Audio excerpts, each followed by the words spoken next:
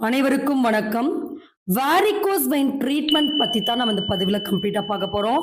நம்ம வாரிகோஸ் வெயின்க்கான அதுக்கான ட்ரீட்மெண்ட்டுக்கான நெறைய பதிவுகள் நம்ம சேனல்ல அப்லோட் பண்ணியிருக்கோம். வீட்ல இருந்தே எப்படி நம்ம இந்த கால்கள்ல இருக்கக்கூடிய பிளட் கிளாட்ஸ் இதுவும் சரி, இல்ல டிவிடி ப்ராப்ளம், இந்த மாரி வீனஸ் அல்சர் இது எல்லாவற்றையும் எப்படி வெறும் உணவு கட்டுப்பாடு மூலமாகவும், ஹெர்பல் டீடாக்ஸ் மெடிசின்ஸ் மூலமாகவும் சரி பண்ணிக்க முடியும்னு ரிசல்ட்டோட நம்ம நெறைய பதிவுகள் போட்டிருக்கோம். இந்த பதிவுல சர்ஜரி வாரிகோஸ்க்காக செய்து கொள்வது அவசியமா? எந்த ஒரு கட்டத்துல சர்ஜரி பண்ணணும்? அப்படின்றத பத்தி தெளிவான இன்ஃபர்மேஷனும், நம்மகிட்ட ட்ரீட்மெண்ட் எடுத்த ஒரு பேஷண்டோட ரிசல்ட்டையும் நம்ம வந்து ஃபீட்பேக்கையும் பார்க்க போறோம். சரி, இந்த வாரிகோஸ் வெயின் ப்ராப்ளம் இருந்தாலே நெறைய பேர் பண்ற தப்பு, எக்ஸ்டர்னலான ஆயின்மெண்ட்ஸ் அப்ளை பண்ணுவாங்க.